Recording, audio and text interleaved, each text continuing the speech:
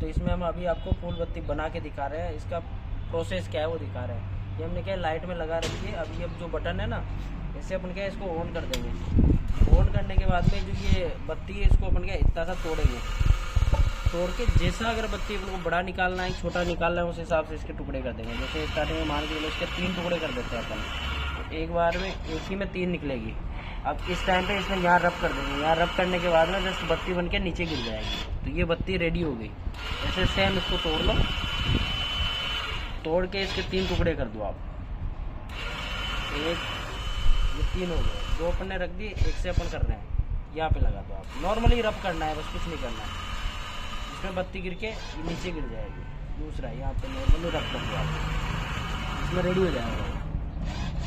बहुत ही कम निवेश में चलने वाला उद्योग है। जिस किसी भाई को अगर लेना है तो डिस्क्रिप्शन बॉक्स में आपको नंबर मिल जाएंगे, उसमें कॉल लगा के आप ले सकते हैं। हमारी फैक्ट्री जयपुर राजस्थान में है।